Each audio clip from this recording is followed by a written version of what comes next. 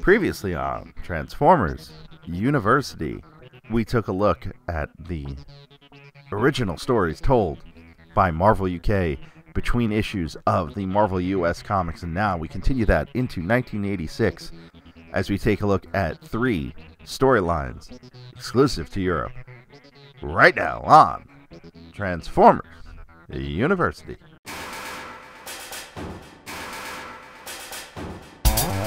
Hello, my friend, and welcome to episode 47 of Transformers University. I am your host, Anthony Brucali, owner-operator, madman behind TFU.INFO, the website, the toy archive, this podcast, and everything involved with TFU.INFO. Today's episode told a little bit of a fib last time. I said we were going to do the Find Your Fate books, or the first 3 from 1986, and I could not find them online, could not find a single one for me to do that with, so I had to order them off of eBay. They have arrived, but not in time for me to go through them and dissect them for this show, so that will be for hopefully the next episode. That's my goal, is for episode 48 to have the next 3 in the Find Your Fate series. That said, I did get a chance to do an exclusive episode for our Patreons over at patreon.com/TFU.INFO on the story Dinobot War, which was a Young Corgi book from 1985. It's one of the ones we passed over when doing 1985 because I could not find it online and I just could not get it in hand in time. It's a pretty neat story, and I dissected that book exclusively for our Patreon subscribers at the $3 and up level. So swing on by patreon.com/TFU.INFO for that. One more thing, one more bit of housekeeping. Just want to give a big shout out to Sean Janesco. He is one of our seniors over at the Patreon. He's a big fan of the show. You know him on Twitter as Donvoy, doing the Don Ferguson versions of the covers of every Transformers comic. And if you're familiar with Don, Headmaster Don Ferguson over at Radio Free Cybertron, and then you should check out this Twitter feed because it is fantastic. He picked me up a reissued Devastator from Walmart, and he's mailing it to me, and just doing it because he loves the show and wanted to send a gift. So I am entirely and totally flattered and floored, and I just want to thank him for that. All right, so today we are talking Marvel UK, issues 42 through 50, and this is going to cover 3 separate storylines, and it's actually kind of neat because one is a 3-parter, one is a 2-parter, and the other is a 4-parter. We will get to break down a whole bunch here, and this all takes place between issues 12 and 13 of the US book. So from Optimus Prime, Autobot Killer, to the one where they find Megatron. The mobster finds Megatron, and we broke these issues down a while ago. And the first issue we're going to talk about is issue 42, Crisis of Command Part 1. And this one actually came out just at the very end of 1985, December 28th, 1985. And I held it off for the 85 shows because the stories, since it's part of a 3-parter, I figured let's save the entire storyline for one episode. So this still features a lot of the 85 cast. It is written by Mike Collins, who was the artist on those Ladybird books, and not the alter ego of Deathlock. And the art here, and this is an important one, this is the first Transformers book drawn by Jeff Sr. Now, Jeff Sr. is a fan favorite. He will go on to draw a lot more UK comics as time goes on, and he will eventually move over to the US book. And his art style is certainly one of the definitive comic book art styles for Transformers. Colors here by Steve Whitaker. Letters by 1986 NL Cy Young Award winner Mike Scott. Edited by Ian Rimmer. And cover by Will Simpson. And a couple of neat things on this cover. It features a blue streak. So Blue Streak is gray with some black, though the prototype of the toy and the Diaclone version of the toy was blue with a white hood, and he is actually drawn, and that's why his box art, for that matter, is blue. He is drawn on the cover here in blue with a white hood, and the title on the cover reads Ravage's Resolution, Anarchy in the Ark.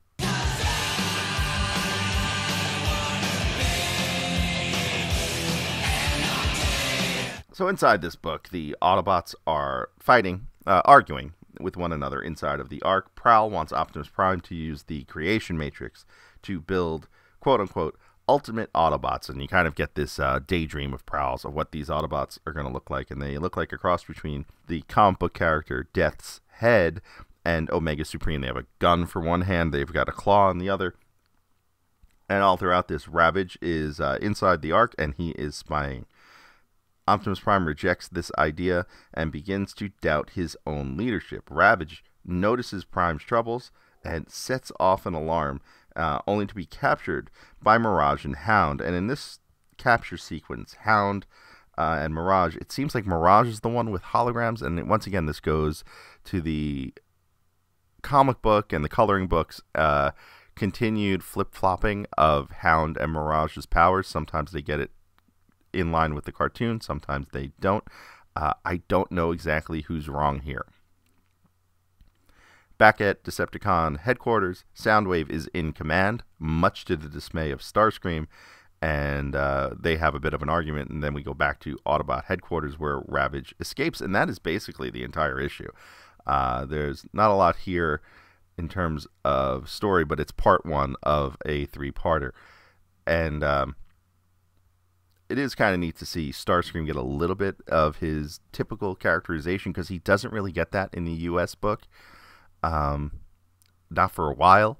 And not even in general. He's not really the Starscream we know from the cartoon and the comics. He doesn't get a lot of page time. On to issue 43, Crisis of Command, Part 2. And this one features a new writer on the issue, James Hill, who you may remember from the Christmas Breaker in 1985 annuals. Jeff Sr.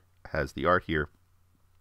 Gina Hill was credited with the colors, but it turns out there's a correction in the later letters page that colors for this story were by John Burns, who was a longtime comic book pro.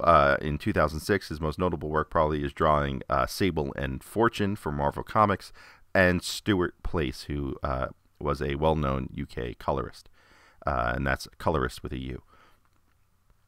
Once again, letters by NL Cy Young Award winner Mike Scott, and edits by Ian Rimmer. Cover by John Ridgway, and this features Bumblebee all alone on the cover, staring down the barrel of all of the Decepticons' guns, and there's some characteristic ones here of Rumble and Frenzy, both red and blue, and Soundwave and the Seekers. It's a pretty neat looking cover. In the story, Bumblebee realizes that Ravage has escaped and chases after him. He uses his infrared vision to try to find him, and that's another ability that goes back to I guess some sort of Bible material, because that's one of those things in the coloring books where Bumblebee has enhanced vision. And then we flash back to find out that B had told Prowl and Optimus about Ravage's escape, and B picks up on Prime's doubts and decides to go after Ravage. We jump back to the present, and Prime, he finds Hound and Mirage and wants to know why they aren't chasing after Ravage, because he told Bumblebee to tell them to go get him. He realizes that B is out there alone, and slowly comes to the realization that this has all been a trap, and B is led into the trap. All the Decepticons versus Bumblebee.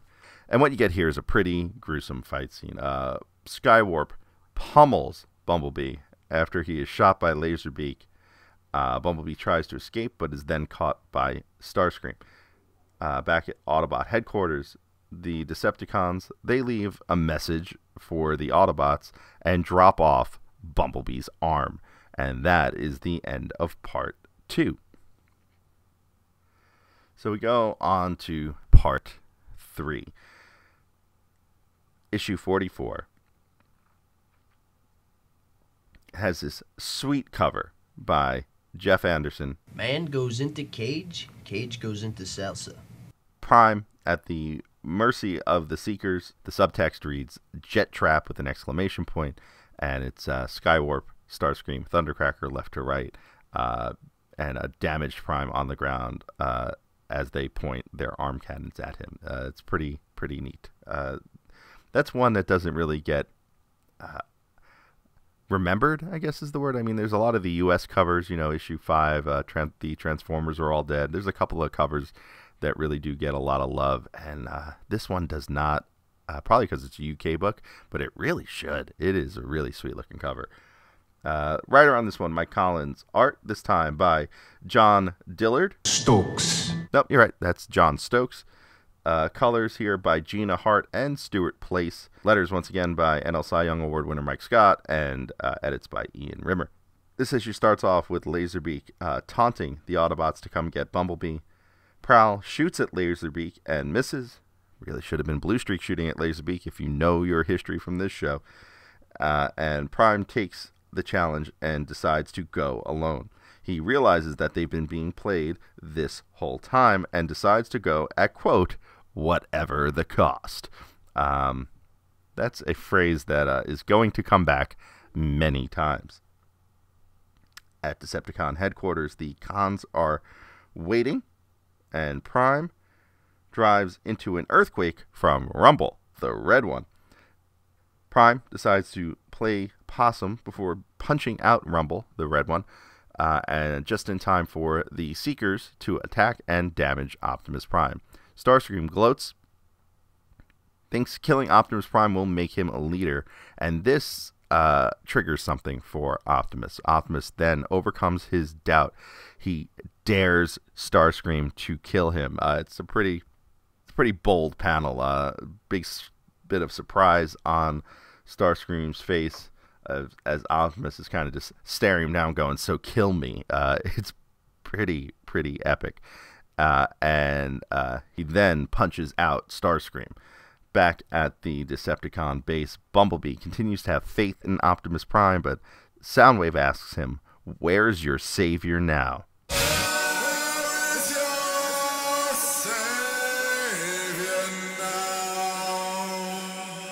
And just then, Prime, he mic drops a null ray at Soundwave's feet. Starscream's arm cannon just cradush is the sound effect as it falls on the floor. And he shoots Soundwave, punches out Laserbeak, and saves Bumblebee, and takes him back to Autobot headquarters. There, Prime decrees that no, and I'm going to quote this one because it's going to come back later on, quote, no dedicated Autobot warriors, end quote, will be made via the Matrix. And that is the creation matrix in the comics. So that is a bold statement for Optimus, but probably not a good one for Hasbro if they want to introduce new toys. And that wraps up Crisis of Command, taking us to issue 45, The Icarus Theory, Part 1. This one written by Simon Furman, art by Barry Kitson, letters by Richard Starkings, colors by Gina Hart, edits by Ian Rimmer, and the cover here by Kev Hopgood, a lifelong comic book artist, probably best known for co-creating Marvel's character War Machine. And speaking of Marvel, this story clearly takes place within the Marvel Comics universe, as some previous Transformers books have. So we start out at Roxxon Oil, who there's a scientist there who is showing newspaper reports from the Daily Bugle about giant robots and believes their competitor, BlackRock, is behind the robots. This scientist is named Morris, and he wants Roxxon to fund his experiment for this thing called the Neural Relay Link, which can control robots as well. The executives are not having it, and Morris gets fired. But he wants to continue working on his project, so he breaks in after hours and is using this Neural Relay Link with dummy robots. We cut back and forth to him fishing in a lake, and he finds something in the water. We don't really know what it is, but we have an idea. Back at the Ark, Prime checks in on Bumblebee's repairs and begins to become the leader that we kind of expect him to be. Back at Mars, Mars using Roxxon's gear that he built, you find that he has found something to fly with via this Neuralink, and he is seeing through its eyes and flying. While testing it out, he is caught by security, and this thing that he is flying kills a security guard by accident. He meant to just punch him. He ends up goring the guy. Finally, we go back to the Ark, where the Autobots see something coming in, and coming in fast. They think it's a Decepticon attack. They believe it's maybe missiles, and they find out it is Swoop. That's right, Swoop. We thought he was dead. He is not. Now, on to issue 46, Icarus Theory Part 2. Couple small changes here. Colors this time by Stuart Place, and the cover by Jeff Anderson features Jazz and Wheeljack dodging a very savage Swoop. Swoop back from the dead and attacking the Autobots? How could this be? Prime assumes that Swoop is being controlled, and he is correct. He orders the Autobots to use non-lethal force. They try to pin him down but fail. And during this fight, Optimus decides to order Swoop to transform. This triggers something in Swoop's mind that allows him to fight for his own mental control back. And in this, Mars decides to call him back to the lab. The Autobots follow from the ground, and Hound mentions that Prime has never met Swoop, which is a little weird since Swoop was on the Ark. Prime says he knew him from Cybertron when he was the head of an aerial strike force. That's weird on its own. And Swoop's name then was Dive Bomb, and this is important later on. Not in this episode. Swoop and Prime, they didn't get along, and he figured the hatred that Swoop had for Optimus would jar him back to himself. Swoop heads back to this lab and is intent on killing Mars. And again, it's another really cool set of panels.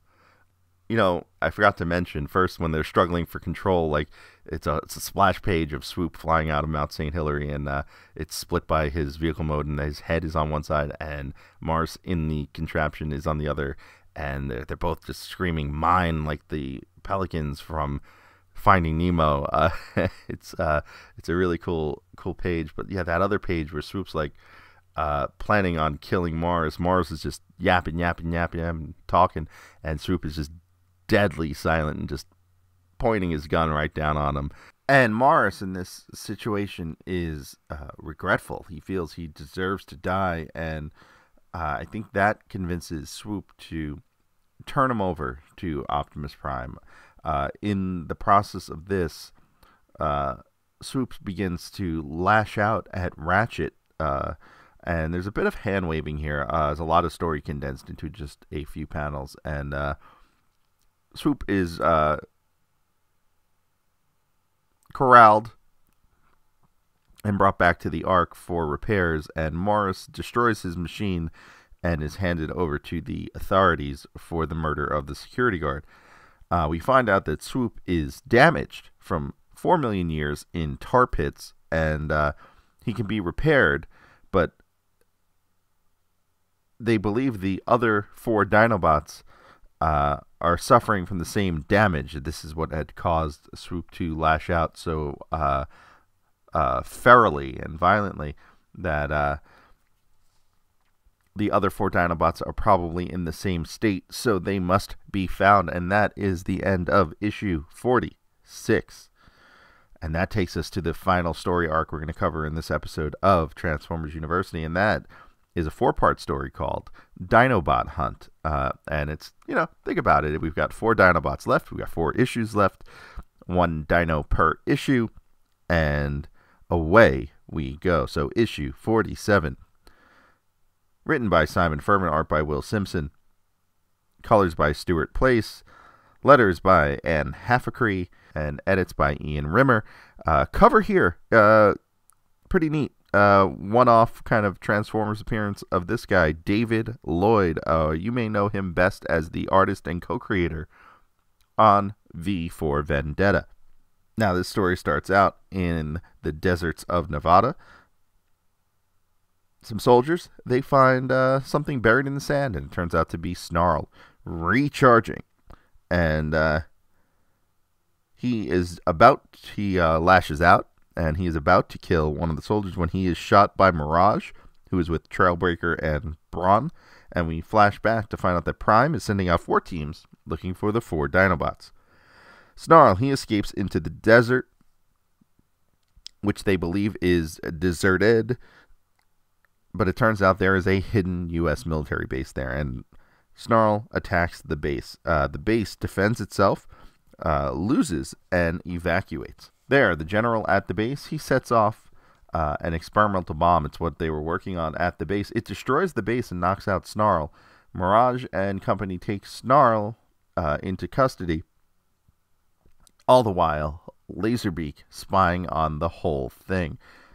And that is part 1 of Dinobot Hunt. We're going to move fairly quickly through these where we can. So, issue 48, part 2 of Dinobot Hunt.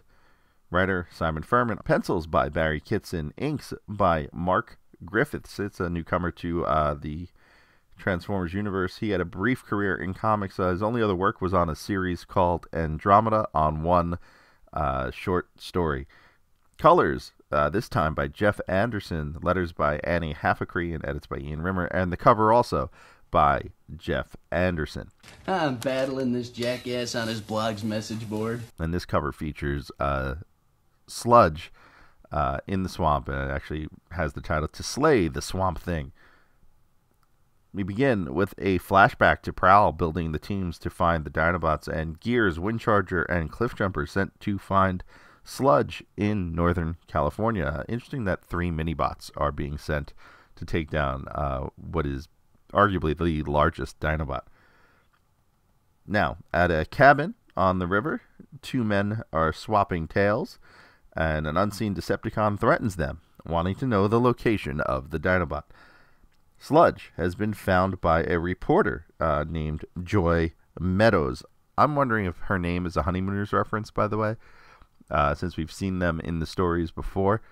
The 2 lead actresses on that series were Audrey Meadows and Joyce Randolph. If you portmanteau their names, you can make Joy Meadows. The Decepticons then continue their path of destruction, and the local authorities find the Autobots and believe that they were the ones responsible for this destruction and attack the Autobots. Cliffjumper, Gears, and Windcharger do their best to not injure the humans while defending themselves. Cliffjumper actually uses his glass gun here, which is pretty neat. Turns a boat into an entirely glass boat and makes a silly joke about glass-bottom boats. But then they hear Sludge under attack and race to investigate. Sludge is down, and the 3 Autobot minibots get shot because the Decepticons have laid an ambush, and they win. And we find out that the mystery Decepticons are Soundwave, Skywarp, and Scavenger. Now, on to issue 49, Dinobot Hunt Part 3.